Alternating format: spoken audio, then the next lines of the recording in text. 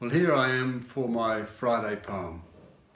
Last week, Mark Raffles inspired me to write a poem for my father, and this week I'm going to take it to another dimension and acknowledge my grandfather. It's interesting how fathers sometimes are very busy and they don't have the chance to spend so much time with you when you're young. However, a grandfather is a different person altogether. I would like to think that I could be as good as my grandfather was for my grandchildren, but I don't know whether I am.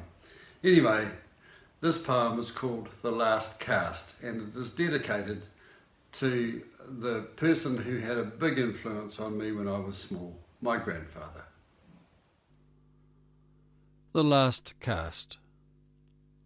When I see a bend in the river wash along the bank, around the foot of an old willow tree, I think of you.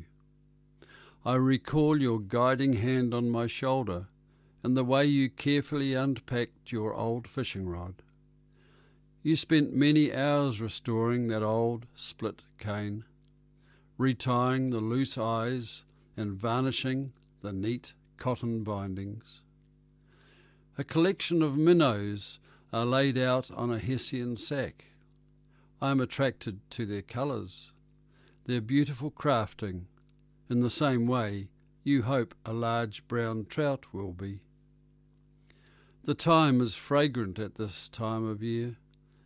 As a small boy I had no concept of it passing, yet its scent is stronger now than ever. An old canvas rucksack with its precious cargo, a white bread sandwich, a flask of tea and a piece of shortbread are carefully placed under the shade of the willow tree. That will come in handy later, you said, and it did.